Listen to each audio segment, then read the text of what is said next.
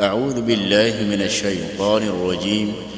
بسم الله الرحمن الرحيم. الحمد لله رب العالمين الرحمن الرحيم مالك يوم الدين إياك نعبد وإياك نستعين اهدنا الصراط المستقيم صراط الذين أنعمت عليهم غير المغضوب عليهم ولا الضالين.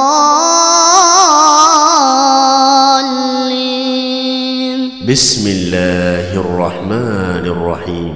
عما يتساءلون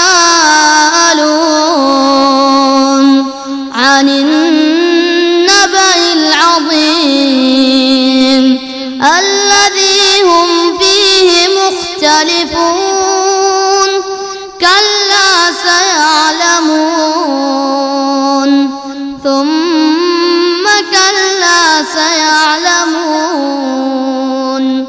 ألم نجعل الأرض مهادا والجبال أوتادا وخلقناكم أزواجا وجعلنا نومكم سباتا وجعلنا الليل لباسا وجعلنا النهار معاشا وبنينا فوقكم سبعا شدادا.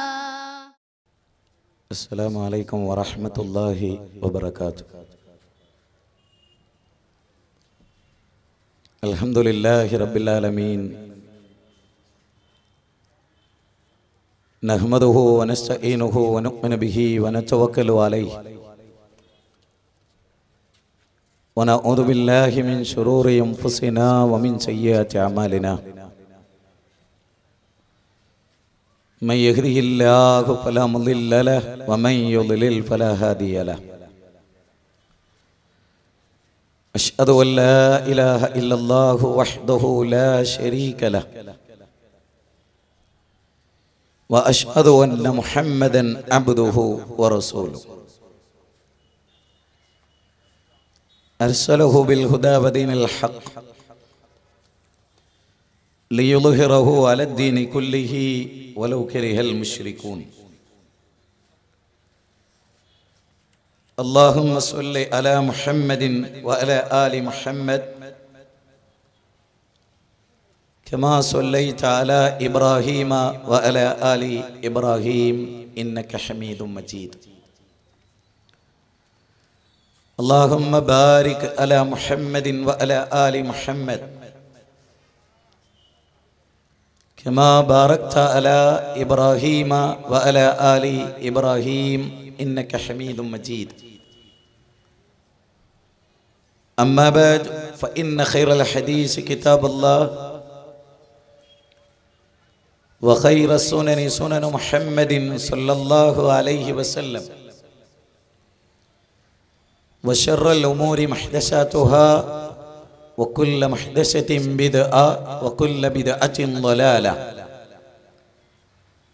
وكل ضلالة في النار.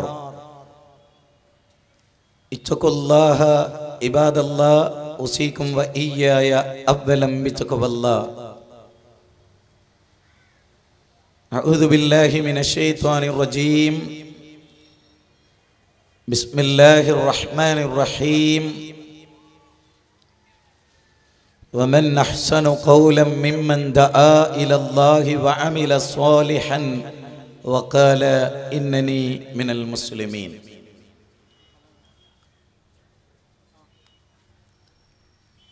ഈ മഹത്തായ ആദർശ സമ്മേളനത്തിൻ്റെ പ്രസീഡിയം നിയന്ത്രിക്കുന്ന ബഹുമാന്യരായ വ്യക്തിത്വങ്ങളെ, ഈ മഹാസാഗരത്തെ സാക്ഷ്യം നിർത്തി ധാരാളം ചരിത്ര മുഹൂർത്തങ്ങൾക്ക് സാക്ഷ്യം വഹിച്ച കടപ്പുറത്ത് മതസമ്മേളനങ്ങൾ അരങ്ങേറിയ ഈ സാഗര ഓരത്ത് ആർത്തിരമ്പുന്ന തിരമാലകൾ തഴുകിത്തലോടി കടന്നു പോകുന്ന അറബിക്കടലിൻ്റെ മനോഹാരിത ആസ്വദിക്കുന്നതിന് വേണ്ടി ഇവിടെ വന്നു ചേർന്നിട്ടുള്ള സഹോദരിമാരെ, സഹോദരന്മാരെ, ഇതര മത ആദർശ വിശ്വാസികളായിട്ടുള്ള സഹൃദയരെ, മലയാളം ഇസ്ലാമിക് ക്ലാസ് റൂമിലൂടെയും അതുപോലെ മറ്റ് ആധുനിക സംവിധാനങ്ങളിലൂടെയും ഈ ആദർശ കൂട്ടായ്മയുടെ സമ്മേളനത്തിൽ പങ്കെടുത്തുകൊണ്ടിരിക്കുന്ന പ്രിയങ്കരരായ സഹോദരി സഹോദരന്മാരെ, ഇന്ത്യ എന്ന് പറയുന്ന മഹാരാജ്യം ധാരാളം മതങ്ങളുള്ള ഒരു രാജ്യമാണ് എന്ന് നമുക്കെല്ലാവർക്കും അറിയാം. ഇതര ജീവവർഗങ്ങളെ അപേക്ഷിച്ച് മനുഷ്യന്റെ ജീവിതത്തിന് പരമമായ വല്ല ലക്ഷ്യങ്ങളുമുണ്ടോ എന്ന് പരിശോധിക്കാതെയുള്ള കടിഞ്ഞാണില്ലാത്ത കുതിരയെപ്പോലെയുള്ള പ്രയാണത്തിലാണ് ആധുനിക മനുഷ്യ സമൂഹം. അധർമ്മങ്ങൾ അരങ്ങ് തകർക്കുന്നു ആധുനിക ലോകത്ത് എന്ന തിരിച്ചറിവ് നമുക്കുണ്ടാകണം. മാതാപിതാക്കളും മക്കളും തമ്മിലുള്ള ബന്ധങ്ങൾ ശിഥിലമാകുന്ന ലോകത്താണ് ഞാനും നിങ്ങളും ജീവിച്ചു കൊണ്ടിരിക്കുന്നത് എന്ന ഓർമ്മ നമുക്ക് ഉണ്ടാകണം. എന്തിനാണ് മതം? എന്താണ് മതപ്രബോധകർക്കുണ്ടായിരിക്കേണ്ട മൗലികമായ ലക്ഷ്യങ്ങൾ? സ്വാർത്ഥമായ താല്പര്യങ്ങൾക്കപ്പുറത്ത് വൈയക്തികവും പ്രാസ്ഥാനികവും പ്രാദേശികവും രാഷ്ട്രപരവുമായ താല്പര്യങ്ങൾക്കപ്പുറത്ത് മാനവ സമൂഹത്തോടുള്ള അടങ്ങാത്ത ഗുണകാംക്ഷയാണ് ഒരു മതപ്രബോധകന്റെ അടിസ്ഥാനപരമായ ചിന്തകളിൽ കടന്നു വരേണ്ട കാര്യങ്ങളിൽ ഒന്ന്. ലോകത്ത് പ്രവാചകന്മാർ വന്നു. ആരാണ് പ്രിയപ്പെട്ടവരെ പ്രവാചകന്മാർ? എന്തിനാണ് ആ പ്രവാചകന്മാർ ലോകത്ത് വന്നത്? പ്രബലമായ സെമിറ്റിക് മതങ്ങളെ സംബന്ധിച്ചുള്ള ചർച്ചയിൽ ലോകാടിസ്ഥാനത്തിൽ ധാരാളം മതങ്ങളുണ്ട്. ആ മതങ്ങൾക്കെല്ലാം അതിനനുസൃതമായ വിശ്വാസ സംഹിതകളുണ്ട്. ഋഷീശ്വരന്മാരുടെ സ്മൃതിപദങ്ങളിൽ നിന്ന് ലോകത്തിന് കനിഞ്ഞരുളിയ വൈജ്ഞാനികമായ സ്മൃതികളുണ്ട്. ആരണ്യകങ്ങളും ശ്രുതികളും ഋഗ്വേദ, സാമവേദ, അഥർവവേദ, യജുർവേദാദികൾ, ചതുർവേദങ്ങൾ, ശ്രദ്ധേയമായ 108 ഉപനിഷത്തുക്കൾ, അതിൽ നിന്ന് ആറ്റിക്കുറുക്കിയ ദശോപനിഷത്തുക്കൾ,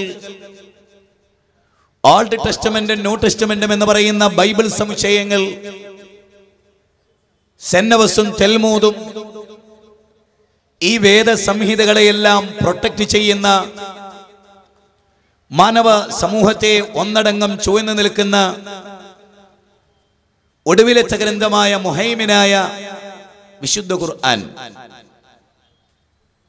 എന്താണ് വേദഗ്രന്ഥങ്ങൾ? ആരാണ് മതപ്രവാചകന്മാർ? അവർക്ക് എന്താണ് ലോകത്തോട് പറയാനുള്ളത്? ഈ സാഗരത്തെ നോക്കി അതിലെ തിരമാലകളെ ആസ്വദിക്കുന്നവർ വാരിധി തന്നിൽ തിരമാലകൾ എന്ന പോലെ പദാവലി തോന്നണം കാലേ കാലേ എന്ന് പ്രാസംഗികരോട്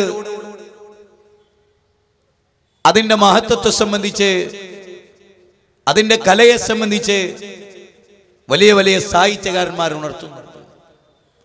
സാഗരത്തിലെ തിരമാലകൾ ആസ്വദിക്കുമ്പോഴും ആകാശത്ത് വട്ടമിട്ട് പറക്കുന്ന പറവകളുടെ ചിറകുകളെ സംബന്ധിച്ച് ചിന്തിക്കുമ്പോഴും ആഴിയുടെ അഗാധ തലത്തിൽ നീന്തി തുടിക്കുന്ന മത്സ്യങ്ങളെ കുറിച്ച് ആലോചിക്കുമ്പോഴും ആരാണ് മനുഷ്യൻ, എന്താണ് മനുഷ്യന്റെ പ്രത്യേകത, ഗൗരവമായ ചർച്ചയ്ക്ക് വരേണ്ട കാര്യങ്ങളാണ്. പ്രബലമായ വിശ്വോത്തരങ്ങളായ 3 മതങ്ങളെ ഇന്ത്യ കൈനീട്ടി സ്വീകരിച്ചു.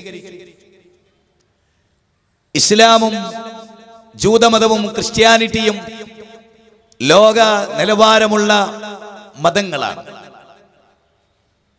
അതുപോലെ ഏറ്റവും ശ്രദ്ധേയമായി ഭാരതത്തിൽ അറിയപ്പെടുന്ന ഹിന്ദുയിസം,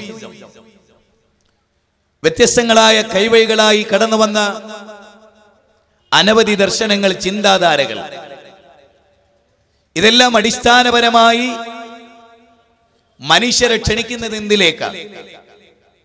വേദഗ്രന്ഥങ്ങൾക്ക് എന്തൊക്കെ സംഭവിച്ചു? പ്രവാചകന്മാരുടെ പ്രബോധനത്തിന്റെ ഐക്യ സന്ദേശം എന്തായിരുന്നു എന്നത് ഗൗരവകരമായ പഠനങ്ങൾക്ക് വിധേയമാകേണ്ടതാണ്.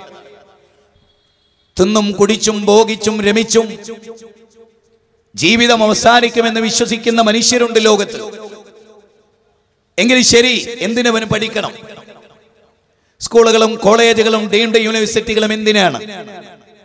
രാഷ്ട്രീയ സംവിധാനങ്ങൾ എന്തിനാണ്? മനുഷ്യന് ആവശ്യമായ പഠന മനന കേന്ദ്രങ്ങൾ എന്തിനാണ്? മനുഷ്യൻ മാത്രം എന്തുകൊണ്ട് പഠിക്കേണ്ടി വരുന്നു? മനുഷ്യൻ മാത്രം എന്തിന് ധാർമ്മികത പാലിക്കേണ്ടി വരുന്നു? വളരെ പ്രധാനമായി ചിന്തിക്കേണ്ട കാര്യങ്ങളാണിത്. പഠിച്ചതുകൊണ്ടല്ല എഞ്ചിനീയറും ഡോക്ടറും ഇല്ല ജന്തുലോകത്ത്. പാസ്പോർട്ട് എടുത്ത് വിവിധ രാജ്യങ്ങളിൽ പോയി കുടുംബത്തെ പോറ്റേണ്ട അവസ്ഥാവിശേഷങ്ങൾ ജന്തുലോകത്തിനില്ല. അതുകൊണ്ട് തന്നെ സഹോദരന്മാരെ, ഗൗരവമായി മനുഷ്യന്റെ ജീവിതത്തെ കുറിച്ച് ആലോചിക്കേണ്ടതുണ്ട് എന്നാണ് എനിക്ക് തുടക്കത്തിൽ നിങ്ങളോട് പറയാനുള്ളത്. മുജാഹിദ് പ്രസ്ഥാനം കേരളത്തിൽ നവോത്ഥാന പ്രസ്ഥാനമായി കടന്നു വന്നത് പാരമ്പര്യങ്ങളില്ലാതെ കടന്നു വന്ന ഒരു പ്രസ്ഥാനമല്ല ഇത്. ലോകത്ത് വന്ന പ്രവാചകന്മാർ, ദൈവത്താൽ തിരഞ്ഞെടുക്കപ്പെട്ട പ്രവാചകന്മാർ, ലോകത്തെ അവർ അവതരിപ്പിച്ചിട്ടുള്ള ആശയത്തെ മാറ്റത്തിരിച്ചലുകളില്ലാതെ, വെട്ടിച്ചുരുക്കലുകളില്ലാതെ, വൈയക്തികമായ താല്പര്യങ്ങളില്ലാതെ ലോകത്തിന്റെ മുമ്പിൽ പഠിപ്പിക്കുക എന്ന മഹത്തായ ലക്ഷ്യമാണ് ഇതര മുസ്ലിം സംഘടനകളിൽ നിന്ന് ഇസ്ലാഹി പ്രസ്ഥാനത്തെ വ്യതിരിക്തമാക്കി നിർത്തുന്നത്. അതിന്റെ ചരിത്രപരമായ ദൗത്യം പ്രവാചകന്മാർ നിർവഹിച്ച ദൗത്യമാണ്. പ്രവാചകന്മാർ ലോകത്ത് വന്നു. വജഅൽനാഹും അയിമ്മത്തൻ യഹ്ദൂന ബിഅംരിനാ വഔഹൈനാ ഇലൈഹിം ഫീൽ ഖൈറാത്ത്. വിശുദ്ധ ഖുർആൻ വളരെ വ്യക്തമായി 21-ാം അധ്യായം 71-ാമത്തെ വചനത്തിലൂടെ പറഞ്ഞിട്ടുള്ള കാര്യമാണ്. നമ്മുടെ കൽപ്പന പ്രകാരം ലോകത്ത് പ്രവാചകന്മാർ വന്നു. ആ പ്രവാചകന്മാർ മനുഷ്യരെ കൃത്യമായ ഏകദൈവ ആരാധനയിലേക്ക് ക്ഷണിച്ചു. കന്നുകാലികളെ പോലെ, പർവാദികളെ പോലെ, മത്സ്യാദികളെ പോലെ, ഉരകവർഗങ്ങളെ പോലെ ഒരു നിശ്ചിത കാലയളവിൽ തിന്നും കുടിച്ചും പരസ്പരം രമിച്ചും കഴിഞ്ഞുകൂടി മണ്ണോട് മണ്ണ് ചേരുന്ന ജീവിതമല്ല മനുഷ്യന്റെ ജീവിതമെന്ന് പ്രവാചകന്മാർ ലോകത്തെ പഠിപ്പിച്ചു. മനുഷ്യനെ മനുഷ്യനായി സൃഷ്ടിച്ച് ഇതര ജീവവർഗങ്ങളിൽ നിന്ന് വ്യത്യസ്തമായി അവന് ബുദ്ധിശക്തി നൽകി, അങ്ങനെ അവനെ ഇതര ജീവജാലങ്ങളെ അടക്കി ഭരിക്കുന്ന അതീശാധികാരിയായി, ബുദ്ധിശക്തിയുള്ളവനായി ലോകസൃഷ്ടാവിന്റെ അടിമകളിൽ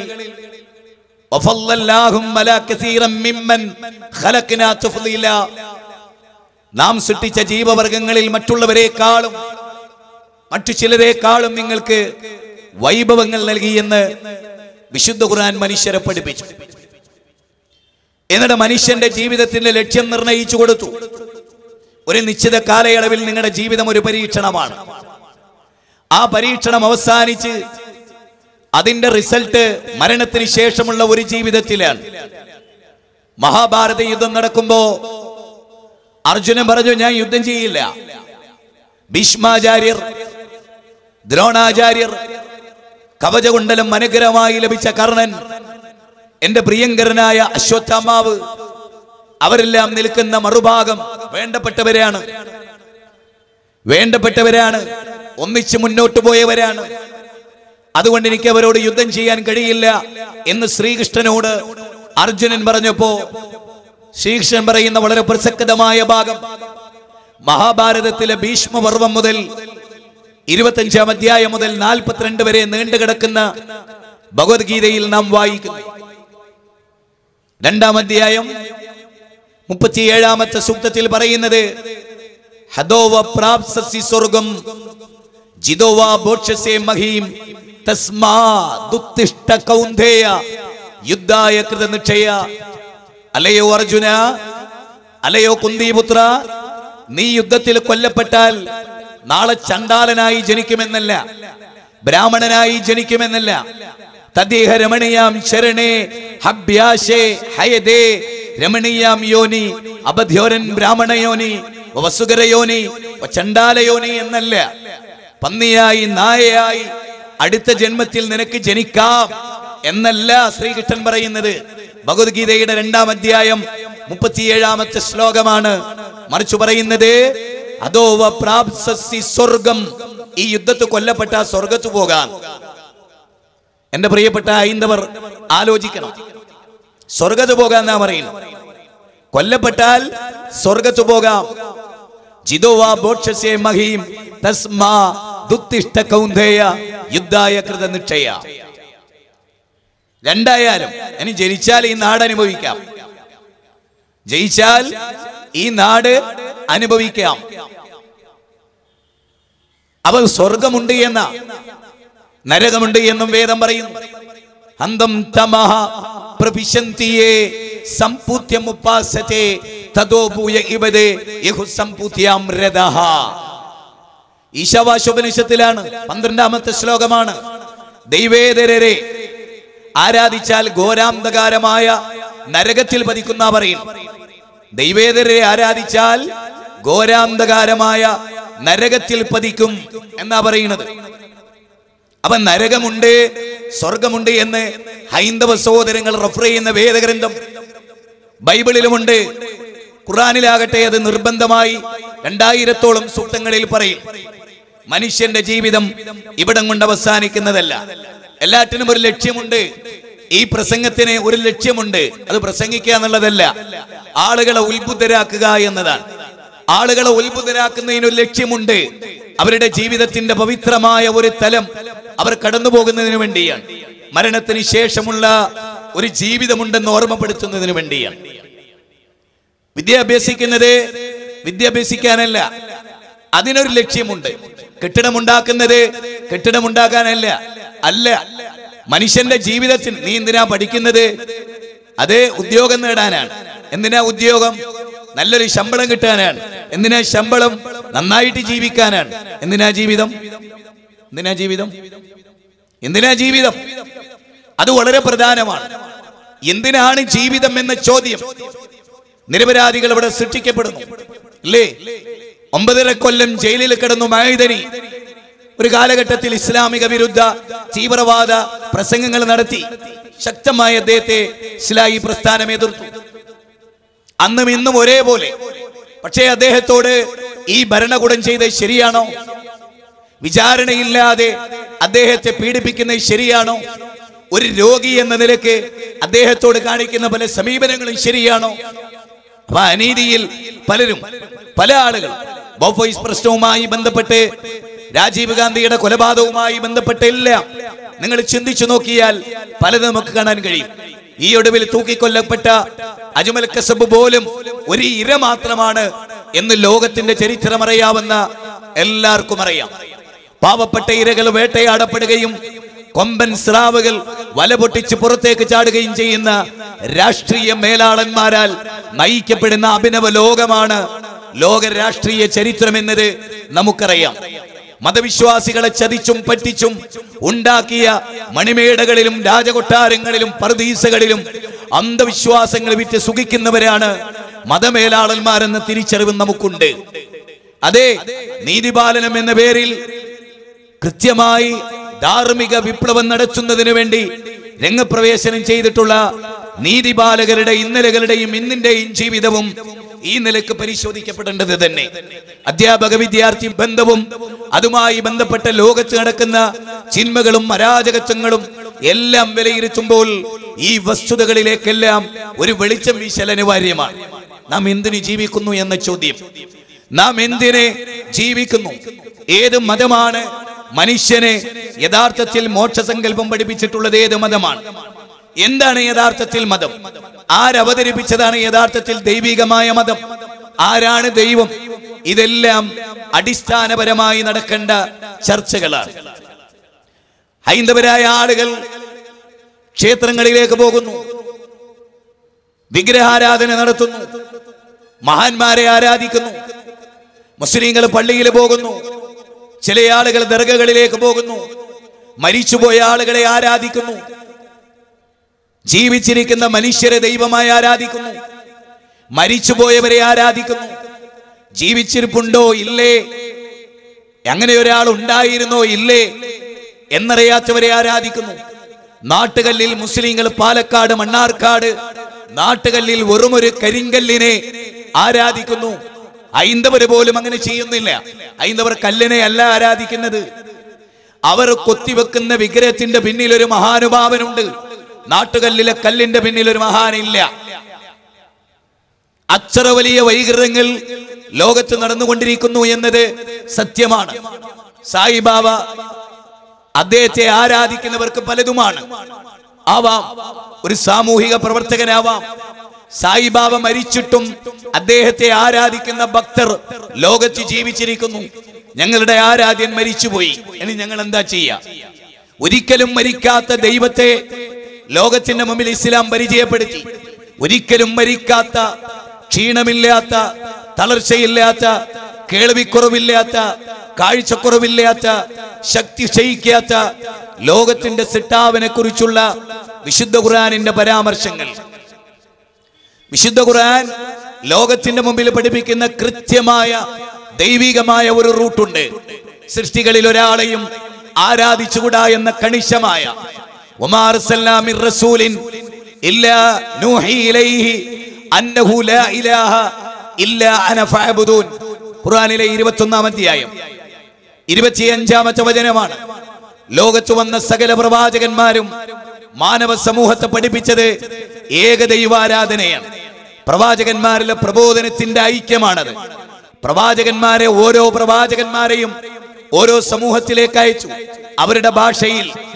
വലഖദ് ബഅസ്നാ ഫീ കുല്ലി ഉമ്മത്തിർ റസൂല അൻ അഅ്ബുദുല്ലാഹ വജ്തനിബുത് താഗൂത്ത്. വിശുദ്ധ ഖുർആനിലെ 16-ാം അധ്യായം 36-ാമത്തെ വചനമാണ്. ലോകത്തിന്റെ എവിടെയൊക്കെ മനുഷ്യവാസമുണ്ടോ, നാഗരികതകൾ രൂപം കൊണ്ടിട്ടുണ്ടോ, അവിടങ്ങളിലെല്ലാം അള്ളാഹു പ്രവാചകന്മാരെ നിയോഗിച്ചു. ആ പ്രവാചകന്മാർ ജനങ്ങളെ, പ്രവാചകന്മാരെ ആരാധിക്കാൻ ക്ഷണിച്ചില്ല.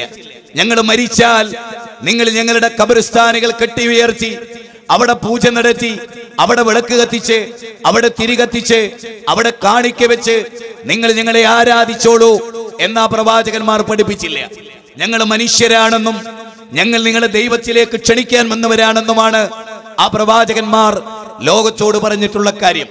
കുൽ ഹാദിഹി സബീലി അദൂ ഇലല്ലാഹ് അലാ ബസീറത്തിൻ അന വമനിത്തബഅനി. ഖുർആനിലെ 12-ാം അധ്യായം 108-ാമത്തെ വചനമാണ്. കുൽ ഹാദിഹി സബീലി, ഇതാകുന്നു എന്റെ മാർഗം, ഇതാകുന്നു എന്റെ ആദർശം, ഇതാകുന്നു എന്റെ നടപടി, ഇതിലേക്കാകുന്നു ഞാൻ നിങ്ങളെ ക്ഷണിക്കുന്നത്. ഞാൻ മാത്രമല്ല, എന്നിൽ വിശ്വസിച്ചിട്ടുള്ളവരുടെ ഡ്യൂട്ടിയും ഇത് തന്നെ. എങ്ങോട്ടാ നിങ്ങൾ ക്ഷണിക്കുന്നത്? ശവകുടീരങ്ങളിലേക്കല്ല, അല്ല, ദർഗകളിലേക്കല്ല, പോട്ട ധ്യാന കേന്ദ്രങ്ങളിലേക്കല്ല. നിങ്ങൾ ക്ഷണിക്കുന്നത് അനന്തമായി നീണ്ടുകിടക്കുന്ന ആകാശമേലാപ്പിനെ സംവിധാനിച്ച എന്റെ പ്രിയപ്പെട്ട ഹൈന്ദവരെ, എന്റെ പ്രിയപ്പെട്ട ക്രൈസ്തവരെ, എന്റെ പ്രിയപ്പെട്ട നിരീശ്വരവാദികളെ, സഹോദരങ്ങളെ, നിങ്ങൾ ആലോചിച്ചു നോക്കൂ. അനന്തമായ ആകാശമേലാപ്പ്, ആ ആകാശമേലാപ്പിനെ താങ്ങി നിർത്തിയ ശക്തിയാരാ? ഈ കാണുന്ന വൃക്ഷലതാദികളെ സംവിധാനിച്ച സിട്ടാവാരാൻ? ഈ സാഗരത്തെ ഇவ்விதം സംവിധാനിച്ചവനാരാ? ശ്രീരാമനാണെന്ന് പറയാൻ കഴിയില്ല, ശ്രീകൃഷ്ണനാണെന്ന് പറയാൻ കഴിയോ? കാരണം അവരൊക്കെ ഉണ്ടാകുന്നതിന് മുമ്പ് ഇതുണ്ട് എന്നത് വളരെ പ്രബലമായ ഒരു തെളിവാണ്. മുഹമ്മദ് നബി സല്ലല്ലാഹു അലൈഹി വസല്ലം ജനിക്കുന്നത് ഒരു തിങ്കളാഴ്ച രാവിലാണ്. എന്തുകൊണ്ട്? ഞായറാഴ്ച പ്രയാണം ചെയ്ത് തിങ്കളാഴ്ച ഉണ്ടായി. അപ്പൊ ഞായറാഴ്ചയെ ആരാ നിയന്ത്രിച്ചത്? ഒരു ചിങ്ങമാസത്തിലെ അർദ്ധരാത്രിയിൽ ദേവകിയുടെ 8ാമത്തെ പുത്രനായി ശ്രീകൃഷ്ണൻ ജനിച്ചു എന്ന് പറഞ്ഞാൽ അതിന്റെ അർത്ഥം എന്താ? അനവധി ചിങ്ങമാസങ്ങൾ, അനവധി രാത്രികൾ, അനവധി രാവുകൾ. യൂലിജുൽ ലൈല ഫിന്നഹാർ വയൂലിജുൻ നഹാറ ഫിൽ ലൈൽ വശഖറ അശംസ വൽ ഖമറ കുല്ലും യജ്രി ലിഅജലിൻ മുസമ്മ ദാലികുമുല്ലാഹു റബ്ബുകും ലഹുൽ മുൽക് വല്ലദീന തദഊന മിൻ ദൂനിഹി മാ യംലികൂന മിൻ കിത്മീർ. വല്ലാത്ത വാക്ക് ഖുർആനേ പറയുന്നു. അറബി ആയതുകൊണ്ട് ബേജാറാവണ്ട. മലയാളികളെ, അമുസ്ലിങ്ങളെ, സഹോദരങ്ങളെ, അതിന്റെ അർത്ഥം എന്താ അറിയോ? രാവിനെ പകലിൽ പ്രവേശിപ്പിക്കുന്നവൻ, അടിവരയിടാം. അത് തിരിയാത്തവരായി ആരും ഉണ്ടാവില്ല. ഇപ്പോൾ രാവിലേക്കുള്ള പ്രയാണമാണ്, രാവ് പകലിലേക്ക് എത്തും. അങ്ങനെ രാവും പകലും പ്രയാണം ചെയ്യിപ്പിക്കുന്നവനാരോ അവനാകുന്നു നിങ്ങളുടെ ദൈവം. ഈ ക്വാളിറ്റി എവിടെ, ഏത് മത സമൂഹം ആരാധിക്കുന്ന ആരാധ്യന്മാർക്കുണ്ട്? ഈ ക്വാളിറ്റി മുഹമ്മദ് നബി സല്ലല്ലാഹു അലൈഹി വസല്ലമക്കുണ്ടോ? യേശുക്രിസ്തുവിനുണ്ടോ? സായിബാബക്കുണ്ടോ? പിശാരിക്കാവിലമ്മക്കുണ്ടോ? മാതാമൃതാനന്ദമയിക്കുണ്ടോ? ഉണ്ടോ? ഇല്ല. അപ്പൊ ആരെ ആരാധിക്കണം? ഒന്ന് നോക്കൂ. ഒരേ ഒരു പോയിന്റ്. മനുഷ്യവാസം ഉണ്ടാകുന്നതിന് മുമ്പ് ആകാശല്ലേ, ഈ സാഗരല്ലേ ഉണ്ട്? ഏത് ക്ഷേത്രമില്ലാത്ത കാലം, ചർച്ചില്ലാത്ത കാലം, അതായത് അമ്പലങ്ങളിൽ നിന്നുള്ള ശങ്കുലിയും ചർച്ചുകളിൽ നിന്നുള്ള മണിയടിയും പള്ളിമിനാരങ്ങളിൽ നിന്നുള്ള ബാങ്കുലിയും അത് മുഴങ്ങുന്നതിന് മുമ്പ് ഈ ലോകല്ലേ ഇല്ലേ? അന്ന് ആരാധ്യന്മാരുണ്ടോ? ഇല്ല. പ്രവാചകന്മാരുണ്ടോ? ഇല്ല. കൃഷീശ്വരന്മാരുണ്ടോ? ഇല്ല. എങ്കിൽ എല്ലാവരോടും ചോദിക്കുന്നു, എങ്കിൽ ഇവരൊന്നുമില്ലാത്ത കാലത്ത് ജന്തുക്കളില്ലേ? ഉണ്ട്. ആകാശമില്ലേ? ഉണ്ട്. കാട്ടാറുകളില്ലേ? ഉണ്ടല്ലോ. കാനനങ്ങളില്ലേ? ഉണ്ട്. അതിൽ ഗർജിക്കുന്ന സിംഹങ്ങളില്ലേ? ഉണ്ട്. ആ ഗർജനം കേട്ട് ഓടി ഒളിക്കുന്ന മാൻപേടകളില്ലേ? ഉണ്ട്. എല്ലാം ഉണ്ട്. എങ്കിൽ ഇതിനെയൊക്കെ ആര് സൃഷ്ടിച്ചു? അന്ന് ശ്രീരാമനില്ല, ശ്രീകൃഷ്ണനില്ല, യേശുക്രിസ്തുവില്ല, മുഹമ്മദ് നബിയില്ല, അവതാര പുഷ്പം സങ്കല്പങ്ങളില്ല, ഒന്നില്ല. എങ്കിൽ ആ ദൈവത്തെ തിരഞ്ഞെടുക്കാൻ എന്താ തടസ്സം? മാനവകുലത്തിന് ആ ദൈവത്തെ തിരഞ്ഞെടുക്കാൻ എന്താ തടസ്സം? ഇത് വളരെ പ്രധാനമായ ചോദ്യമാണ്. അലം തറ അന്നല്ലാഹ യസ്ജുദു ലഹു മൻ ഫിസ് സമാവാതി വമൻ ഫിൽ അർദ് വശംസു വൽ ഖമറു വൻ നുജൂമു വൽ ജിബാലു വസ്സജറു വദ്ദവാബ് വകസീറും മിനൻ നാസ്. ഖുർആനിലെ 22-ാം അധ്യായം 18-ാമത്തെ വചനമാണ്. 18-ാമത്തെ വചനമാണ്. എന്താ വചനത്തിന്റെ അർത്ഥം? അവർ കാണുന്നില്ലേ? മനുഷ്യർ കാണുന്നില്ലേ? ആകാശഭൂമികളിലുള്ളതെല്ലാം ദൈവത്തിന് സാഷ്ടാംഗം ചെയ്യുന്നു. ആകാശഭൂമികളിലുള്ളതെല്ലാം ദൈവത്തിന് പ്രണാമമർപ്പിക്കുന്നു. തീർന്നില്ല. എല്ലാ ജന്തുക്കളും, എല്ലാ വൃക്ഷങ്ങളും, സൂര്യനും ചന്ദ്രനും, സകല നക്ഷത്രങ്ങളും, സകല പുഷ്പങ്ങളും, സകല ഏഴജന്തുക്കളും എല്ലാം ദൈവത്തെ ആരാധിക്കുന്നു. ഒരു മരവും മനുഷ്യനെ ആരാധിക്കുന്നില്ല. വല്ലാത്തൊരു ചിന്തയാണത്. വല്ലാതെ ചിന്തിക്കേണ്ട ഒരു കാര്യമാണ്. ഒരൊറ്റ പാമ്പും മനുഷ്യനെ ആരാധിച്ചിട്ടില്ല. ഉണ്ടോ? ഏതെങ്കിലും ഒരു പാമ്പ് മനുഷ്യനെ ആരാധിച്ചിട്ടുണ്ടോ? ഇല്ല.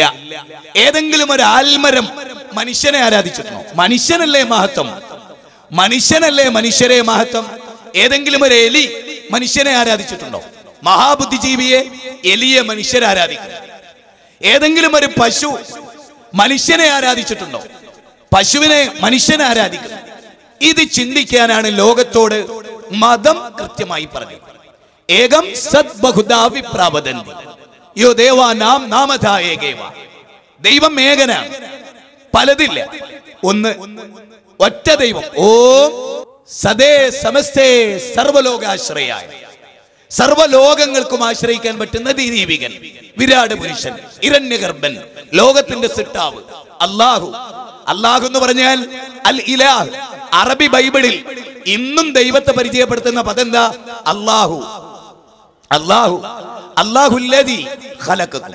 ആരാ അല്ലാഹ്? നിങ്ങളെ സൃഷ്ടിച്ചവനാകുന്നു നിങ്ങളുടെ അല്ലാഹ്.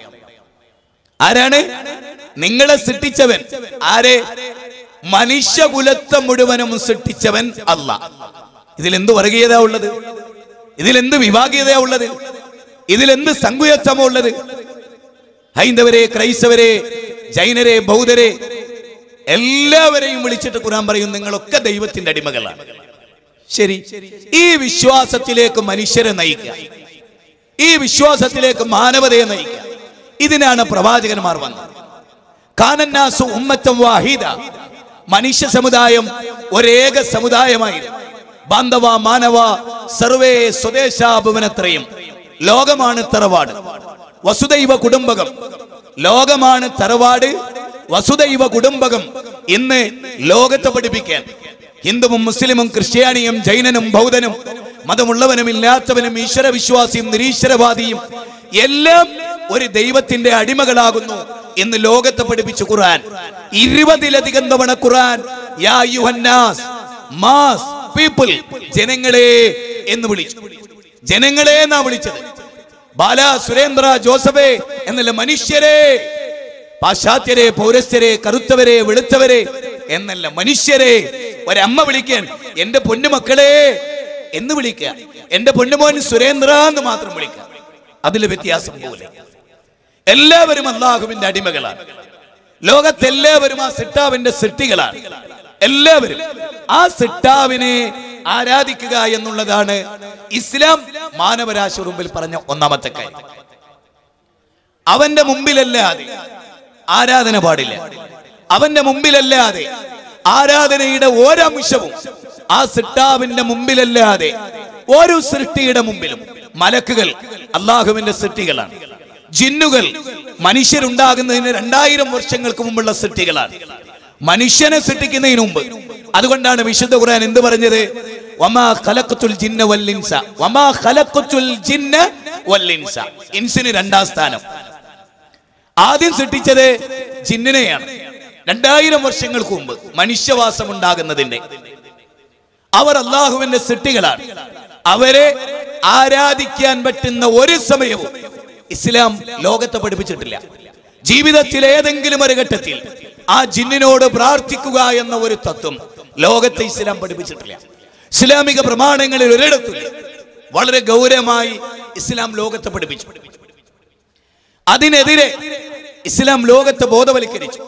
കേരളത്തിലെ മുസ്ലിങ്ങൾക്കിടയിലെ പ്രബലമായ ഒരു വിഭാഗം, സമസ്ത പണ്ഡിതന്മാരാൽ നയിക്കപ്പെടുന്നവർ, അവരിൽ പെട്ട ആളുകൾ പൗരോഹിത്യം, ജിന്നിനോട് പ്രാർത്ഥിക്കുക, ഇന്ന ദിവസം ഇന്ന ജിന്നിനോട്, ഇന്ന ദിവസം ഇന്ന ജിന്നിനോട്, ഇസ്ലാം പഠിപ്പിച്ചതല്ലാതെ അതിനെ ശക്തമായി എതിർത്ത് തോൽപ്പിക്കാൻ ഒരാദർശാധിഷ്ഠിത പ്രസ്ഥാനം, ഏകദൈവ ആരാധനയിൽ അധിഷ്ഠിതമായ. നിങ്ങൾക്കറിയാം, കേരളക്കരയിൽ നവോത്ഥാന പ്രസ്ഥാനമായ മുജാഹിദ് പ്രസ്ഥാനം, അതിന്റെ ചരിത്രം കോഴിക്കോട് ഈ മൊയ്തു മൗലവി സാഹിബ്, അതുപോലെ മുഹമ്മദ് അബ്ദുറഹ്മാൻ സാഹിബ്, ഇവരൊന്നും മറക്കാൻ ഒരാൾക്ക് സാധിക്കില്ല.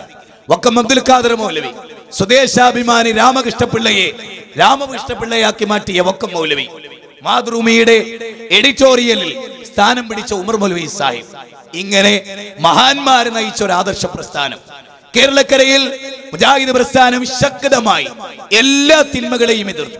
തീവ്രവാദത്തിനെതിരെ ശക്തമായ പോരാട്ടം, സകല തിന്മകൾക്കെതിരെയും സ്ത്രീ വിദ്യാഭ്യാസത്തിന്റെ മൗലികത പഠിപ്പിച്ച പ്രസ്ഥാനം, സ്ത്രീകൾക്ക് ആരാധന സ്വാതന്ത്ര്യം നൽകിയ പ്രസ്ഥാനം, ഖുർആനും സുന്നത്തും ഉദ്ധരിച്ച് മാനവരാശി ഉത്ഭുതമാക്കിയ പ്രസ്ഥാനം.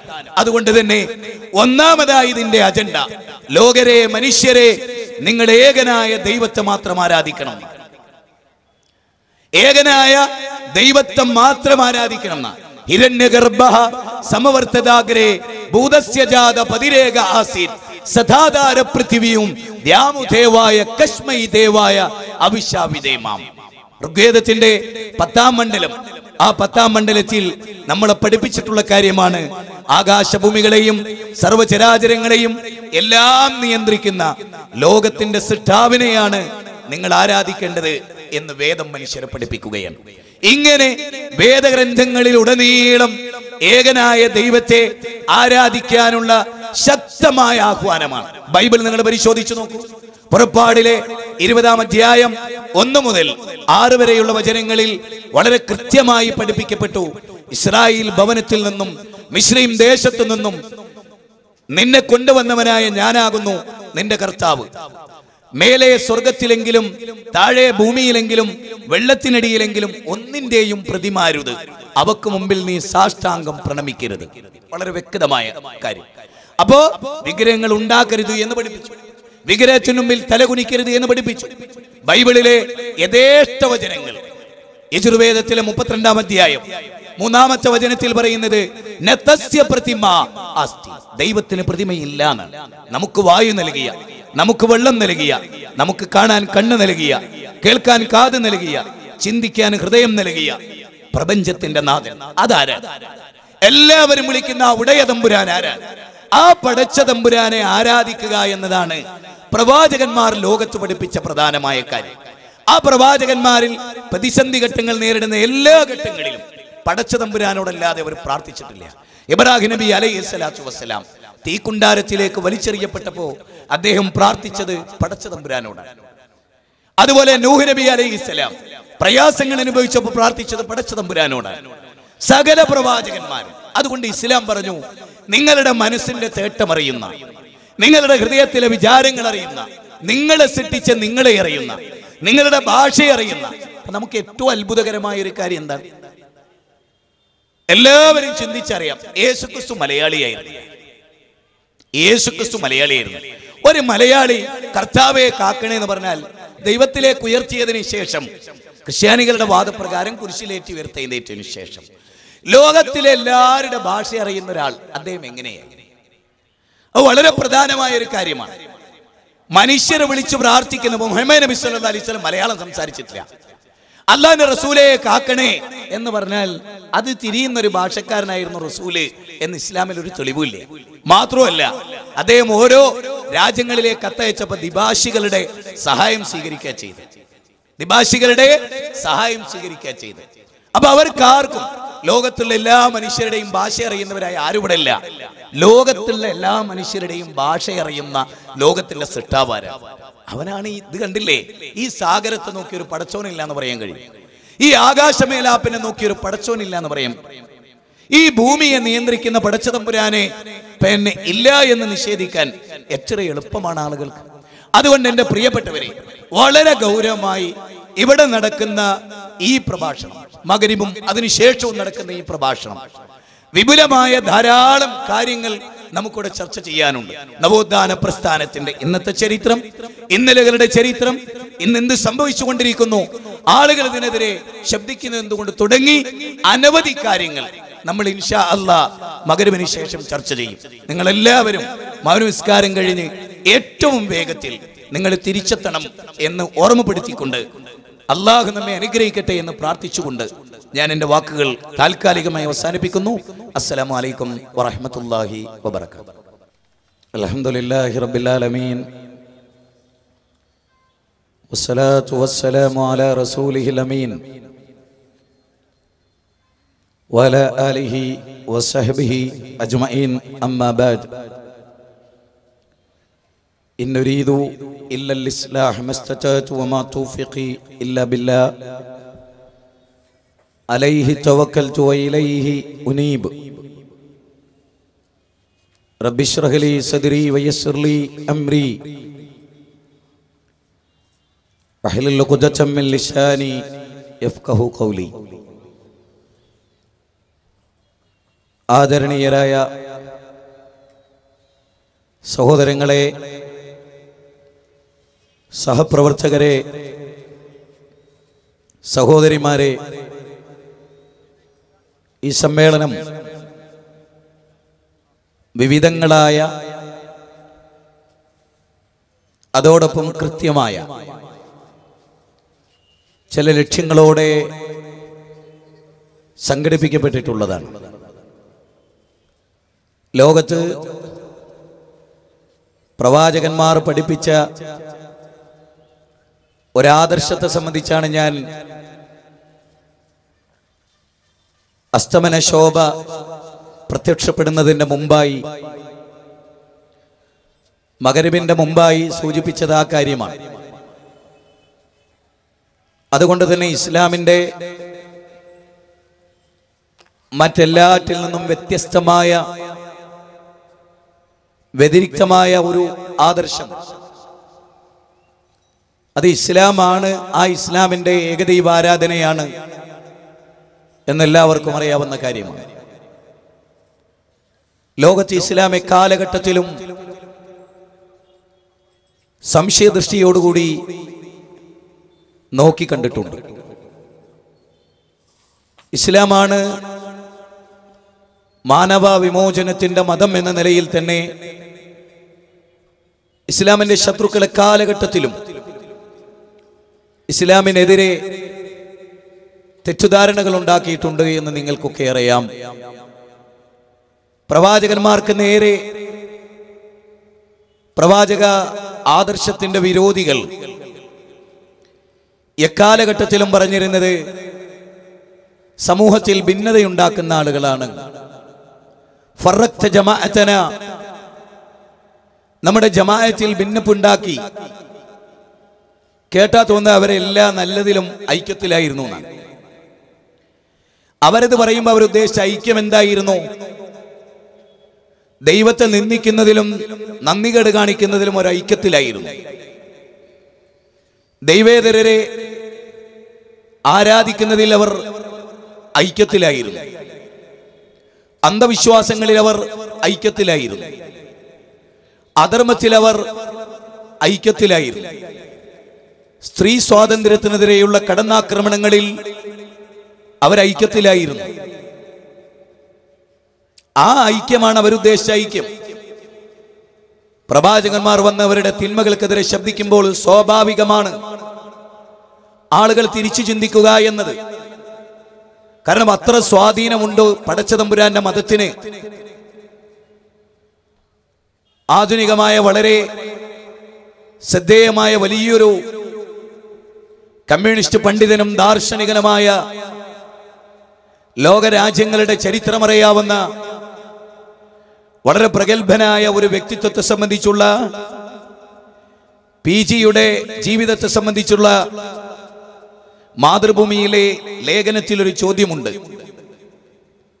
കമ്മ്യൂണിസ്റ്റ് സൈദ്ധാന്തികനായ മീഡിയകളിൽ നിറഞ്ഞു നിന്നിരുന്ന PGയെ സംബന്ധിച്ചുള്ള ലേഖനവും അദ്ദേഹത്തോട് ചോദിക്കുന്ന ചോദ്യങ്ങളിൽ ഒരു ചോദ്യം സാന്ദർഭികമായ എല്ലാവരുടെയും, വിശിഷ്ട മുസ്ലിങ്ങളെ, നമ്മുടെ മതത്തിന്റെ മൗലികത തിരിച്ചറിയാതെ പോയവരെ, കാര്യങ്ങൾ മനസ്സിലാക്കുന്നതിന് വേണ്ടി നിങ്ങളുടെ ശ്രദ്ധയിൽ കൊണ്ടുവരികയാണ് ഞാൻ ആ ഭാഗം.